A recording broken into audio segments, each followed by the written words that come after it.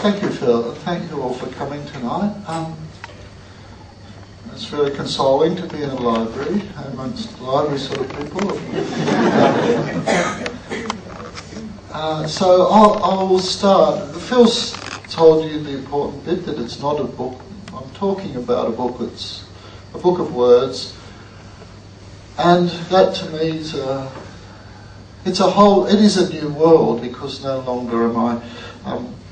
When you draw, you're that fellow who draws those cute little ducks and things, and it's been lots of fun, and it will continue to be so. But suddenly, I'm amongst the people of words, and it's a slightly different world. And maybe that's why I found myself doing it, because you get rather stuck in that cute area of being a cartoonist, and you get stereotyped as, just stay there, stay drawing the ducks, and I like it, but there's more to life, of course.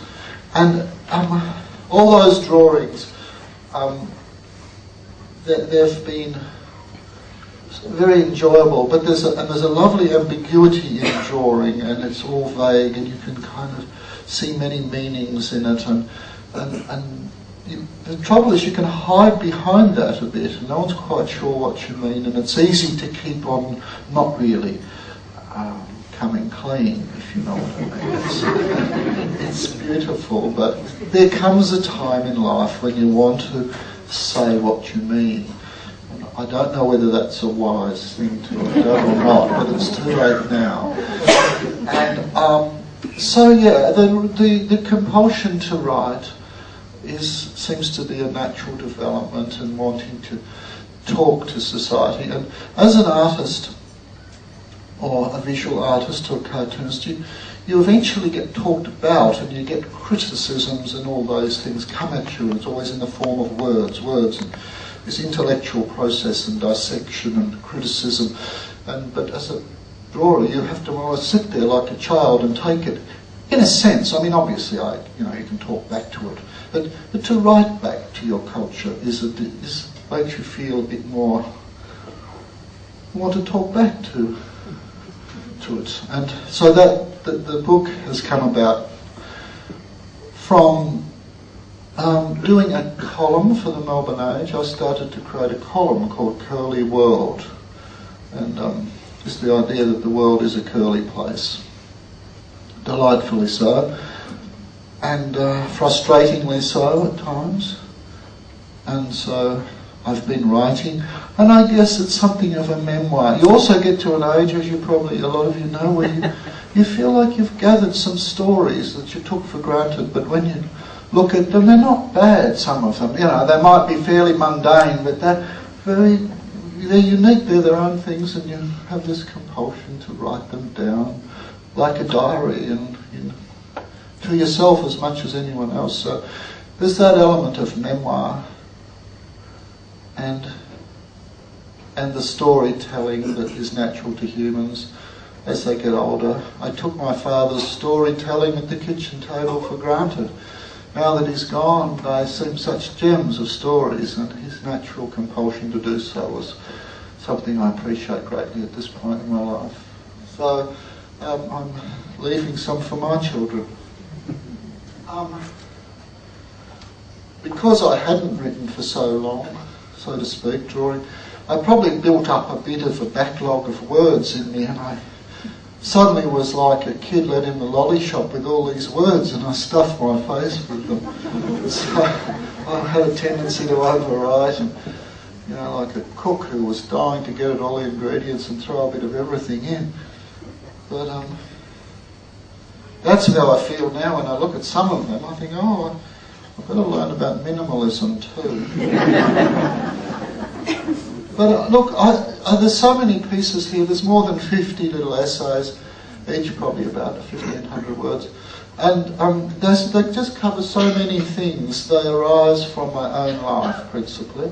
They arise from my own life. Meaning, the locale I live in, what I experience from day to day, set against the world events and the things that have consumed me, the politics of the recent years, which have been so distressing, and the militarised violence of the world, etc., on one hand, and then this, one's domesticity and the geography of your life, and where you find all your consolations and your delights and where your life is. And it's blending. A lot of this book is kind of blending these things together. So it's very difficult to know what to read to you tonight. It's as if I'm reading you a little bedtime story. And there is a piece called The Bed in Winter. The Bed in Winter.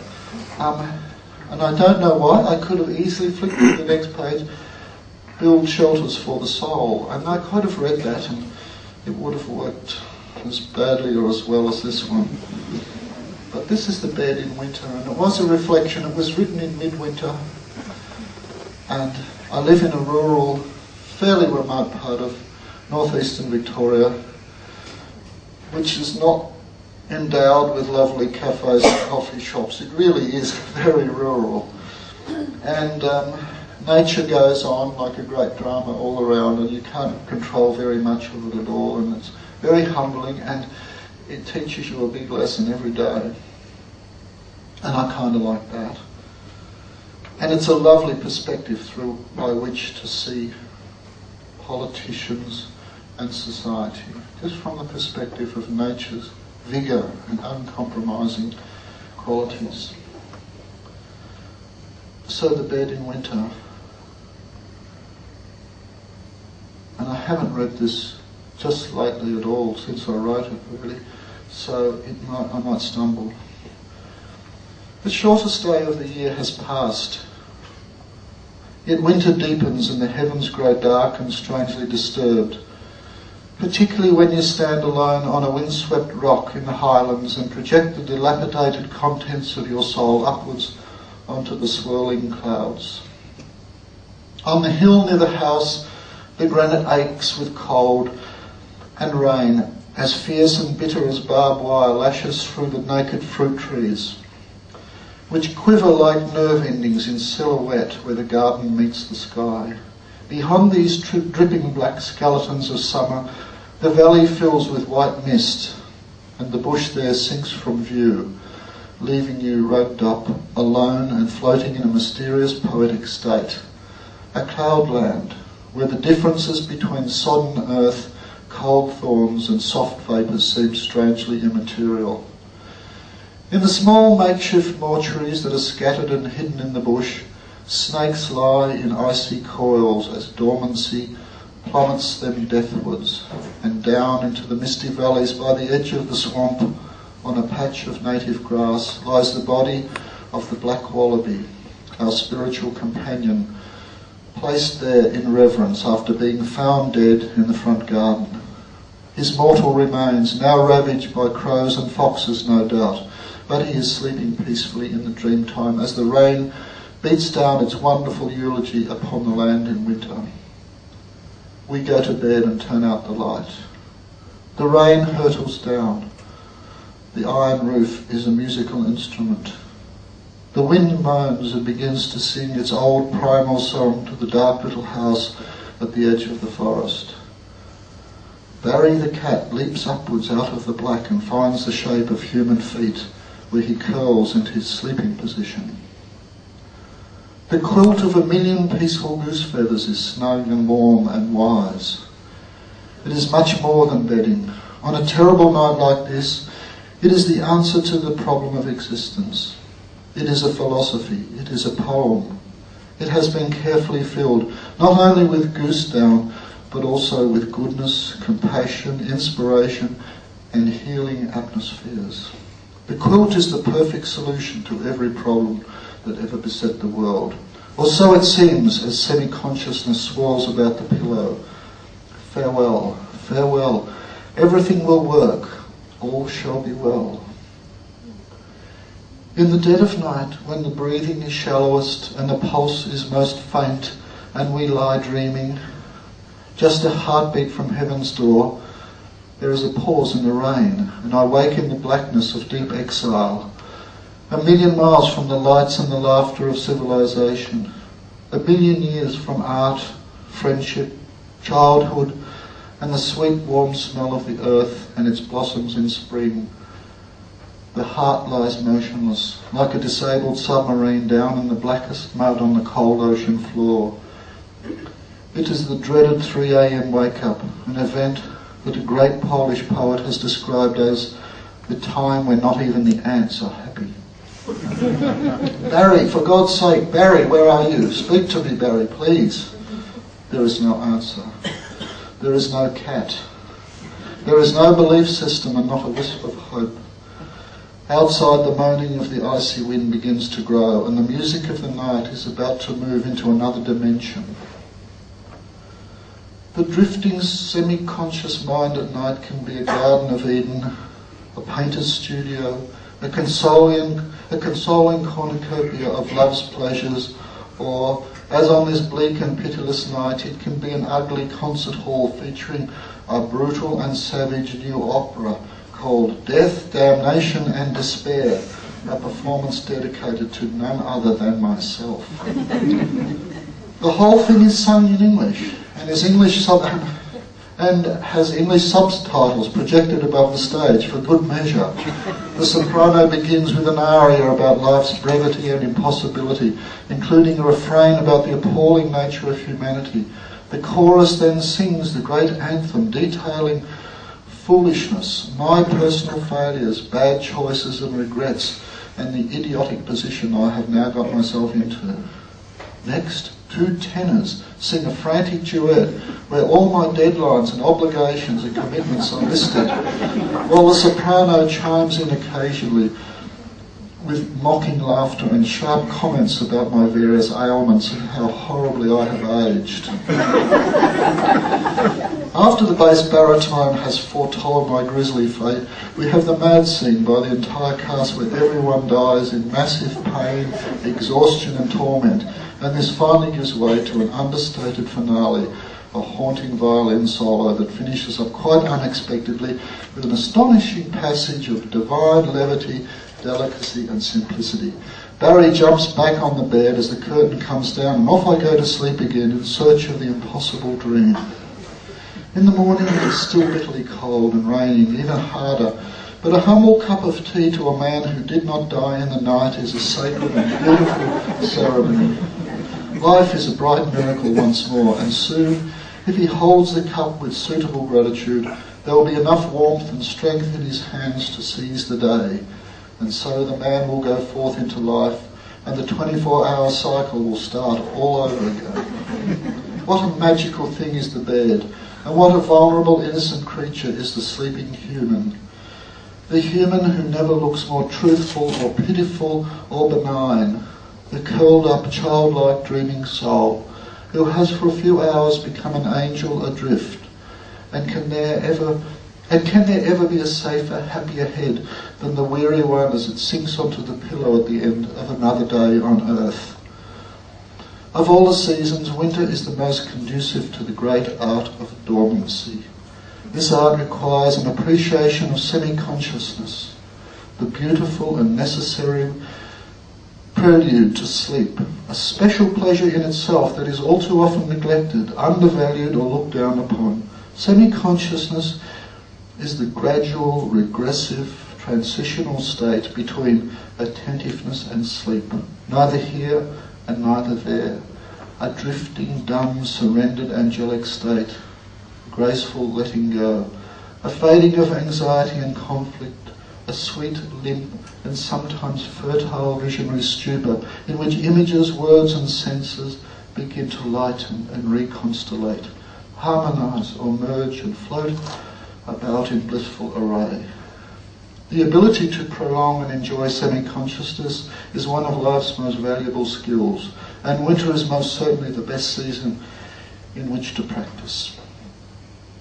Sadly, semi-consciousness, along with daydreaming, is actively discouraged among children in schools, and our society is much poorer and harsher as a consequence. The value of liminal space and transitional imagination remains personally and culturally undeveloped. In rural areas, open fire meditation is traditionally used to induce semi-consciousness before bed. And gentle reflections upon hot coals in the hearth are known to cure many troubles. Herbal teas are excellent sleeping potions, and while their popularity is relatively recent, their history reaches back to ancient times and wonderful witches. Wine can also be used as a pleasing soporific, but caution is advised in the old Spanish saying, wine makes a bad mattress. A good conscience, on the other hand, is reputed to make a good mattress, but there are enough examples of well-slept business tycoons to cast doubt upon this principle. A democracy is no real democracy if the citizens are prevented from sleeping well. It is said that a single motorcyclist with a faulty muffler can wake up upwards of 50,000 Parisians if he or she hurtles through the city at 3 a.m. And if this is the case, then an argument can surely be made for the return of the guillotine. The bed is the altar cradle of health, peace, and the vision splendid, and must be kept so. As a child, I dreamed that my bed could fly and glide and swoop and hover high over the countryside near my home, while snug and secure I looked down in wonder at the great carpet of life, which seemed so perfect to me. There lay my world, the river, the escarpment, the swamp, the quarries and factories, the houses and the horses, all at peace and glowing with tranquillity. The moon rocket or the jet plane may be impressive vehicles, but the bed, no matter how humble, is infinitely more magnificent and important. The bed we are born in, the bed we embrace and pray in, the bed we retreat to and heal in, the bed we grow old in, the bed in which we repent and change our minds, the bed of dreams, of revelations and fevered coma, the bed we weep alone in, the bed we sit next to or stand by and see our loved ones die in, the bed we die in, and of course, the dear trusty bed we rise from to meet the dreadful and glorious new day.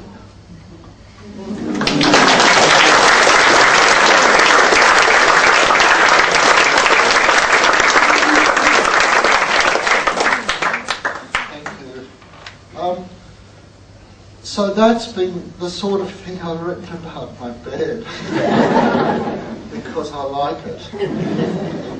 It's easy to write about the things you like. There's a little bit of a satirical piece here. I'll only read a bit of it. There was a time when I couldn't pick up a paper without there was a columnist banging on about these terrible wet lefties and bleeding hearts liberals, and what a terrible bunch of people they were, and how the nation was falling apart because of them. And I wanted to confess that I was one of these wet lefties. This is called Lefty Me. I must warn you right here and now, that I'm a wet lefty, a leftist, and also a member of the bleeding heart liberal left. I had no say in it whatsoever. I woke up one morning and these things were tattooed across my forehead. Anyway, we are a homogenous group, all more or less identical, and we meet every Thursday night in a secret fairy dell that lies within a beautiful ferny glade in the old-growth forest. The moral high ground, you might say, where we practice preaching and the double standards for which we are famous. We hug trees and skip about, celebrating atheism and moral cancer, and indulge in the sublime pleasure of gleefully ignoring the human rights abuses of terrorists and certain fascist regimes. We achieve this state of rapture and denial by drinking Chardonnay and losing ourselves in reminiscences about the 60s, when we were all promiscuous hippies living on social welfare, smoking dried banana peel and making snide jokes about Vietnam War veterans. Let me tell you, it's such fun.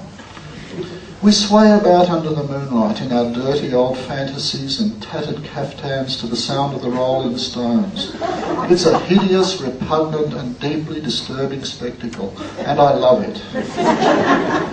We're such disgusting, immature, simplistic and lazy people. We have no decent values, no sense of duty, and and are clueless about the complex moral questions being posed of Western civilization by the great threat of terror. And what's more, we're getting away with it. It's just effing outrageous. I must say, as disgraceful as all this sounds, it's been quite a hoot. And apart from the sheer hedonistic pleasure of it all, I've managed to carve out a very handsome reputation as a leftist. I don't like to brag, but I must tell you that I am regarded in some circles as being in the upper echelons of the elite loony left. It has come to my notice that there is an impressive number of columnists, intellectuals and commentators, mostly serious, highly educated men, who spend much time studying and much energy proclaiming my depraved leftism, carefully combing through my words and my drawings of little ducks, looking for contradictions and moral tumours with a passion and diligence that would seem beyond the call of duty. Dare I say, they appear to be deeply fascinated with me, although I'm not sure that it's an entirely healthy interest. So feverish and unresolved is their attention. This is not a nice thought, but sometimes this fixation even reminds me of a morbid and steamy schoolboy crush. The signs of obsession, jealousy and fetishism are all there in their writings about me, and there's also evidence of some fierce kinky desire to strip me naked and administer humiliation, and presumably, having escalated themselves to that threshold, to then disembowel me and eat pieces of my flesh by way of stealing my secret and magical left-wing pixie powers. But leftism is not an easy or magical ride these days, for despite the fantastic drugs and wild sex, certain new problems have emerged. Like normal people, leftists now have to get up in the morning and earn a living, seeing as the fascists have come down so hard on social welfare fraud. And this is the cruel reality. The good old days are gone, and increasingly leftists are to be found working in ordinary jobs. For instance, it may surprise you to consider that a leftist appeaser could be feeding your mum tenderly with a little spoon in the dementia ward right at this very moment.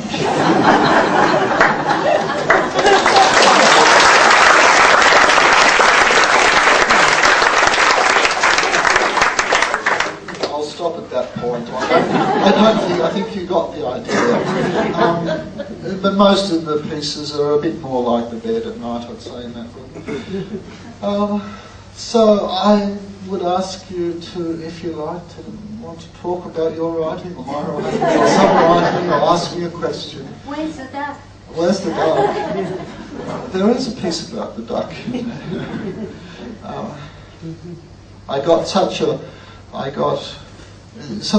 Phil mentioned the duck, I think, at the Commonwealth Games opening ceremony, and for which I was very criticised, and I don't understand why. And it got to the mad point where the Australian newspaper had a small editorial saying that this nation's gone crazy. What is this duck supposed to mean?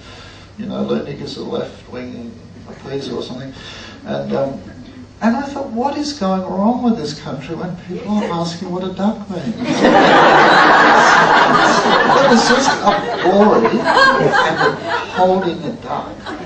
And there were all these sort of boffins scratching their heads and pumping total saying, this is appalling, this is outrageous. I thought, oh dear, we're in trouble. It was just a boy and a duck. Tell us, for the rest of us who love the duck and your cartoon illustration, reassure us, you're not going to stop drawing now. Oh no. I'm agreeing if you do. Oh no, it's a habit that I can't give up. Bill, the first thing I do on Saturday morning is tear it all off and go to back pain. Yes, no, I love the duck and the drawings and that thing, and to keep on drawing. And the hand wants to draw. It can't stop. Even if I wanted, it would draw. I would pick up a pen and draw. And it always has and it always will. And as I lie in that bed, as I lay dying, I say, bring me a pen and a pencil that I might draw my way to heaven. How much of yourself do you see looking back at Mr. Curley? How much of myself? Yeah. Do I see in Mr. Curley? Not enough. I wish I were more like Mr. Curley, I think. You're kind of inclined to draw the world you want to see, or aspects of the world that seem absent. And that has always been my guiding principle with newspapers since I began. I started to draw these odd, peculiar things that seemed irrelevant and seemed a bit infantile and simplistic, and the editors would invariably say, what's this got to do with the world? What's this got to do with what's happening in Canberra? And I say, well, it's because it's not happening in Canberra that I want to put it in the paper. So it's this desire to fill the gap. It's a seeing that something's missing. And I keep likening it to cooking, and you taste the stew and you think, that needs a bit of bay leaf in there or something, you know. And so you're doing that, and it's always... So you're drawing a fantastical little world which expresses human qualities, perhaps, and yearnings, and say, oh, I wish there were more people like Mr. Curley. You draw the people, the quality, human qualities you would love to see more of. And they are in the world, most certainly. And I can see that there's a bit of curliness in this room tonight. And it is in all. So the artist or the poet is always drawing it out and saying it's okay, let the curly come out in you, you know. And so I'm not really putting things into the world, I'm drawing them out of the world. That's the hope, in the way that music draws out our tears at times. It's not the artist's planned intention, the composer. I think it's the lovely thing about art. You're not cramming something into someone's head. You're trying to touch that awakens and releases what lies dormant or semi-conscious or wanting to come forth. So if I draw Mr. Curley, I'm wanting your Mr. Curley to come forth, or your duck aspect, or all these qualities. That's how, and I wish I were more like Mr. Curley, more delightful. And you know, we know about our little bad tempers and things, don't we? Mr. Curley doesn't have enough of those. Yes. How long does it take you to work out the calendar each year? Is that a big job, or do you do it quickly? No, it's not really. I'll tell you, the calendar comes mainly from the drawings I have created within the course of the year, and I sweep them together, a little pile of them that I think are relevant, and I hand them over to the designers at the Sydney Morning Herald, and they, you know, prune out the ones they think are a little bit tricky or something. They make it suit. They know their people, their audience, and they make the final selection. They do, yeah. So I offer them, you know, 3 dozen, and they choose a dozen. Yeah. Okay. And I'm always curious about what they choose. And this year's one is a little bit naughtier than I thought would be possible. Just a little bit more, maybe I'm getting more conservative.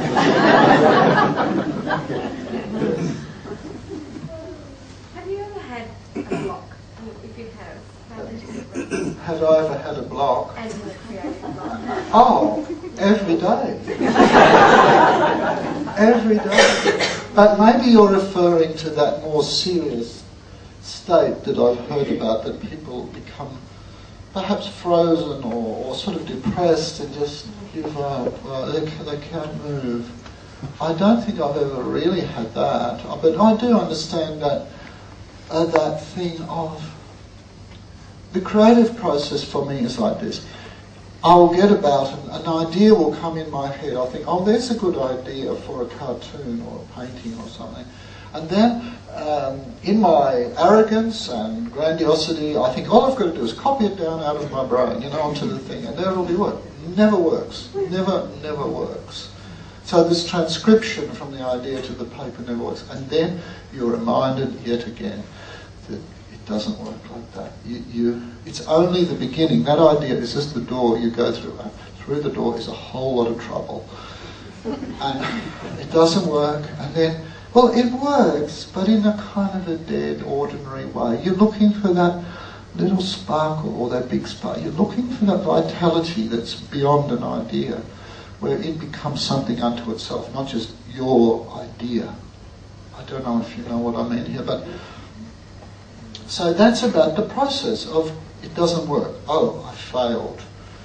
Oh dear, what will I do? Block. I get lost. What am I doing? Why did I think I could be a cartoonist? sense of failure, time ticking. I'll never be able to draw another cartoon in my life, it's all finished. You know, all this, and so the thoughts progress. Sort of, more or less, you know, it's not so dire, but sometimes it is dire. And then you get kind of a disillusionment with your art, your abilities, your ideas. They seem so amateurish, so infantile. What place have they in this world of learned people? And these thoughts, no, this is the process. It's a genuine process. So then you start to regress. So you regress. I regress, sorry. I'm talking about you, but I'm talking about me, aren't I? I regress. I tend to become more primal or something, or more... I say, all right, so I'm in baby, then okay, I'm infantile. All right, I'll just start playing around with it and I don't care anymore. So there's a little kind of a brattishness takes it. It's all internal. I don't stomp around and be angry with people.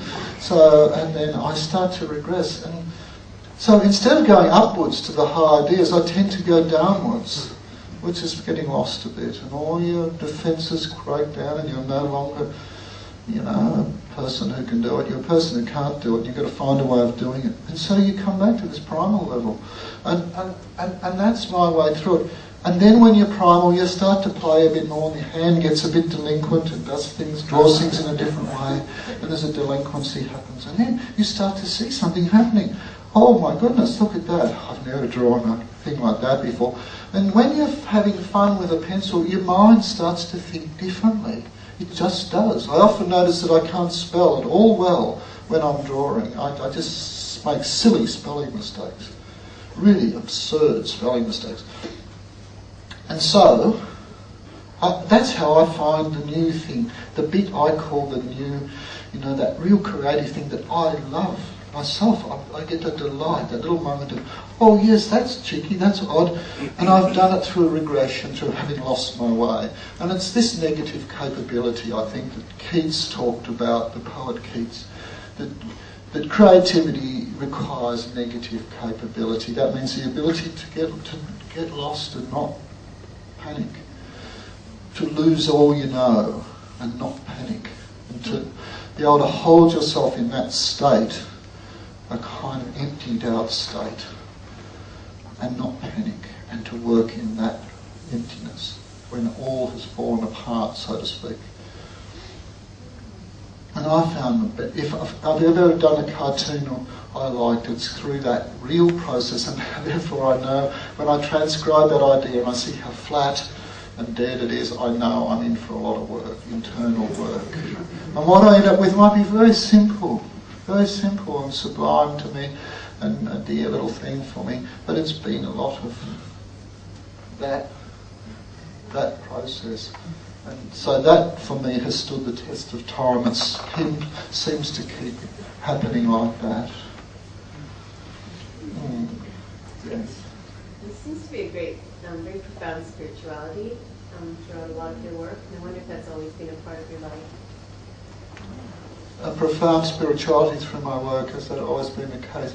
I guess, look, I see a continuity of concern going back to childhood. I feel the sort of things that draw my eye and my ear and my attention are much, in some ways, similar. I don't see any dislocation between my childhood concerns and my...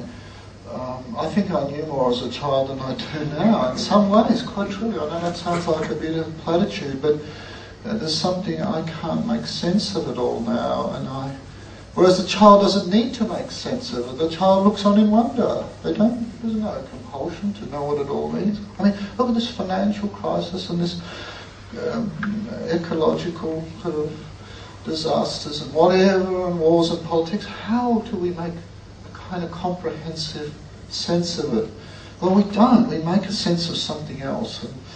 And I think a child doesn't need to know quite so much. So, as a child, I felt more confident about my knowing in some ways. So maybe that's a spiritual approach to life. It's the spirited. I often think spiritual and spirited are very similar. I always felt spirited as a child, and to be creative, you've got to be feeling spirited and be a bit of the fire, you know. a good happy 5, or whatever it is. Oh, there was one down here first. Yes, I'll come back to you. It goes actually further. Did you always draw as a child even? When did you Well, start? there wouldn't be many people in this room who did not draw as a child. Would that be so? Would you agree? Yeah, I'm always fascinated by the joy that children get out and absorption children get from drawing. You see them at that, I forget what those ages are, when they can pick up a pen and make a mark on paper, and they love it and get absorbed and do beautiful things. And their parents love to put those drawings on the wall, and they're a lovely thing. And there are very significant collections of child art in big libraries and stuff. And all the great painters always adore children's art. And then something happens, and what it is that happens, I'm not sure, but often, if I ask many of you, can you draw me a little picture of your life, you know, some story, a little tableau from your life, a lot of you will say, I can't draw. Somehow we are taught that we can't draw. And I don't know how that happens, but it may happen at school. Might be just a natural thing that happens, I don't know. But yes, I always drew and loved it and continue to do so, but not in the academic sense. I think a good drawing is a drawing you enjoy to do, and that somehow, you know, it seems to live in its own way. I'm fascinated by the indigenous way of making a picture, and the ease and the confidence and the prolific sort of outpouring of mark making, which is so natural to so many of those people. And I spent considerable times in indigenous communities amongst such people, and it's just a delight to behold, particularly very old people can so confidently let their hands make these beautiful marks that seem so right and so graceful, and just some vitality there. And of course Grandma Moses has been one of my great heroes, the American folk painter or naive painter who, after having a life of farming and 10 children and all that went with it in those times back when she lived, picked up a paintbrush at about the age of 72 and continued to paint till she was over 100, and left a great legacy of beautiful paintings which were adored in America, and some of the most beautiful objects in America, her paintings. And I think President Kennedy went and visited her in her sick days on her farm. She was much revered and remained much the humble woman. And she painted these scenes of her life in her own way, not a lesson. Just painted, you know, the farming chores and picking the apples or whatever.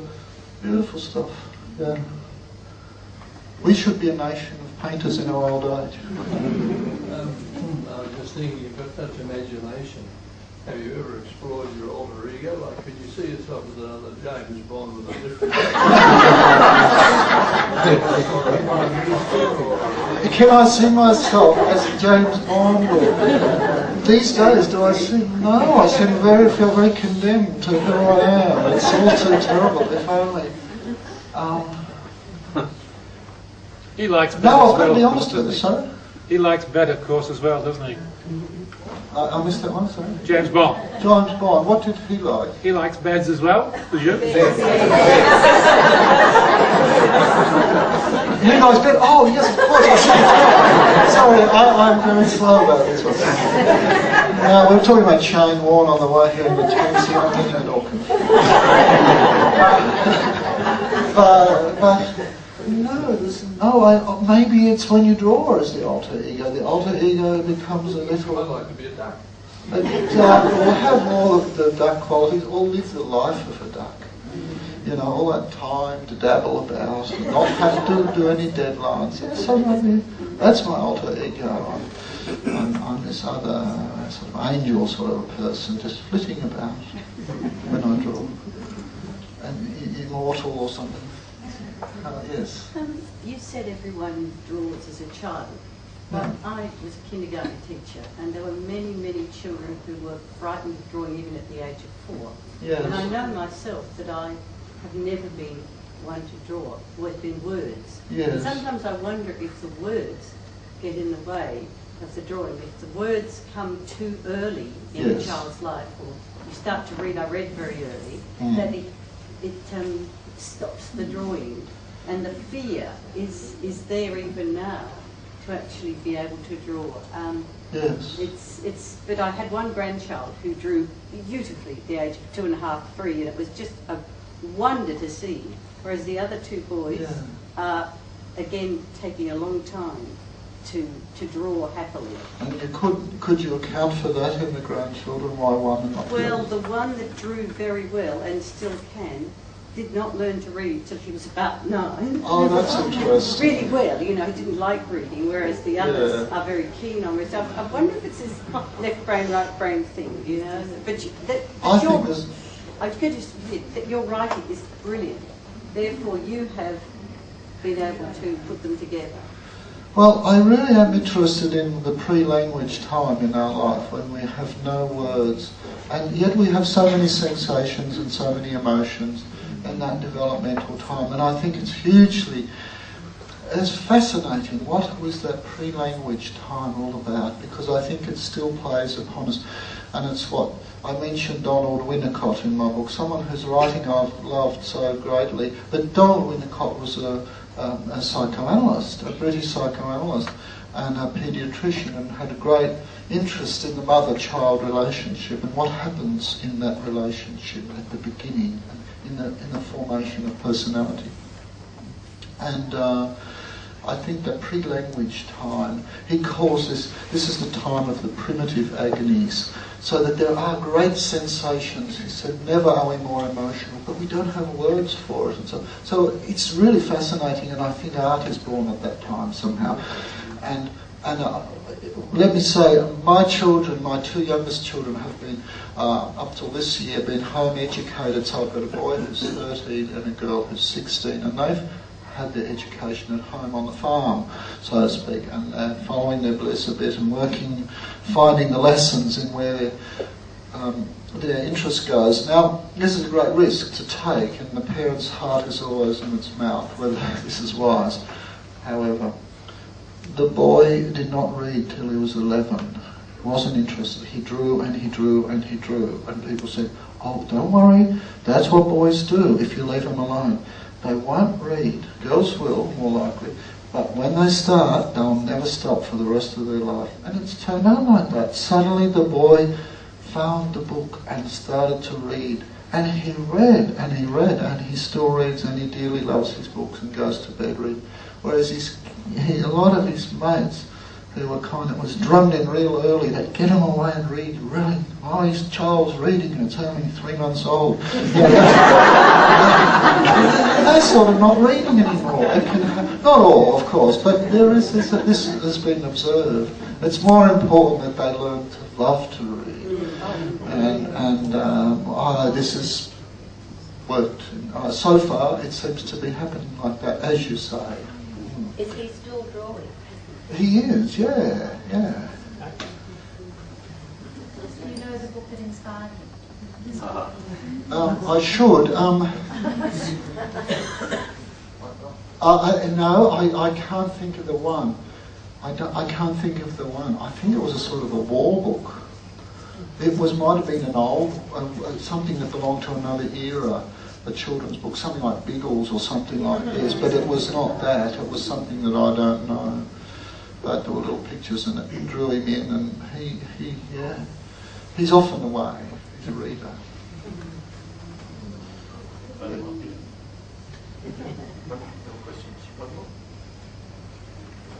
Another question. I keep wanting for the foolish question at the end, because not that yours is no, because I was always this kid who used to sit in a meeting and I'd be dying to ask a question and I'd say, no, that's too stupid. My question is the stupid question, but usually that's the best question, I reckon. And every TV interviewer knows that. You know, the comment you make just when you think the interview's over is the one they're looking for. But we'll get back to your question. And I hope it's stupid, because that means it'll be really truthful. I could ask you what's the world's tallest below ground river or something. Why? in the lot you talk about the celebration of individuality in everybody. Yes. How's that possible in the world of work? In the world of work? Yeah, in a job, you've got a box to fit into. Well, it's a contradiction and it's difficult. But we're talking about, I mean, we can write ourselves off, we're finished, we are what we are. I'm talking about in the future maybe. That seems a bit blunt, but do you know, surely we aspire to some personal authenticity and individuality, and we are well aware of the dullness of conformity. And I'm not talking about that natural civic conformity where we act as a group and we accept to, you know, conform along certain lines for the betterment of each other. I'm talking about the unnecessary rigidity and conformity. We don't like that, do we? We all believe, like we are told, unto thine own self be true at school. You know, be true, say, be honest. The minute you do so, they come down on you. So this was an obvious hypocrisy I found at school. Always say what you think. Tell the truth. But the truth is raging out of control in your head. You wouldn't dare say. So yeah, how do you have individuality? Well, you must, or else you'll be very miserable. I think eventually people chuck their jobs in because it's killing them, because they want to live, because they want to come to life. We do live in a time of great mass in Western society of the phenomena of depression, the thing they call depression, and what is this lifelessness and this feeling of meaningless life that cripples so many, and it might be something to do with we're living a lie, we're not being ourselves, and from the beginning maybe I feel there's a link there. And how do we do it? Well, isn't that what all the religious texts are about? How do you become who you are in some ways? How do you? And that reference to God can be poetically interpreted as that God who is your authenticity, maybe. You know, how do you find that God? And it's not a demon, it's a great thing, surely. I don't know, I'm getting airy-fairy now, but I want to know, I know Phil wants us to finish up, but I do think it's a really important part of my book, is this feeling of having one's truth, and it is compatible with your truth and everyone's truth. Somewhere there's a meeting point. I think there's some fear that it'll all go out of control if we be true to ourselves. I think the opposite is out of control, substantially, and I think it's always, and that's what the artist is always asking of society, is the poet, the writer, is always saying, come on, let us be truthful. Let us be ourselves. Let us grow. Let us mature. You know, the little acorn knows how to grow up into a big oak. Humans have a problem with this growing up and being the fully expressed self. And I reckon it's a lifetime's work. And it's the only work worth doing in the end, for the sake of ourselves and our children and each other, I reckon.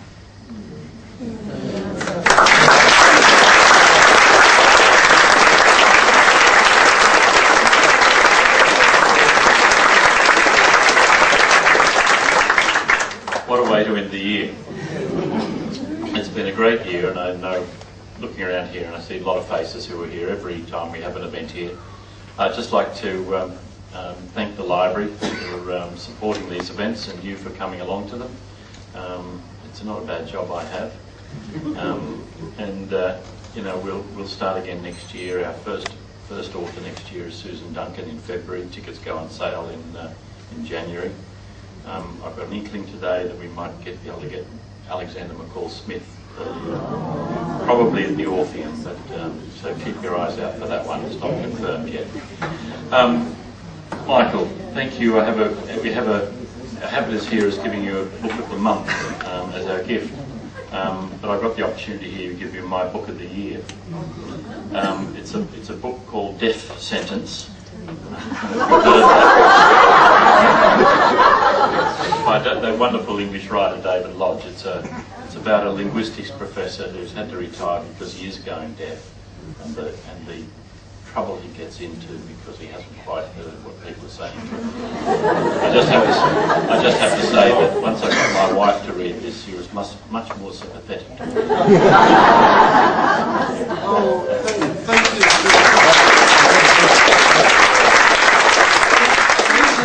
Thank you, Phil. I will appreciate and read this eagerly. I was born deaf in one ear. I've always had trouble hearing what people are saying. And you're standing on the wrong side. If you speak, you're right here as well. And I must add this little funny bit. I won't take much time. That one's deaf. And then this one here, when I had a little funny thing happened in this eye a few years back, and there's something a doctor called a vascular event, which I really love that term.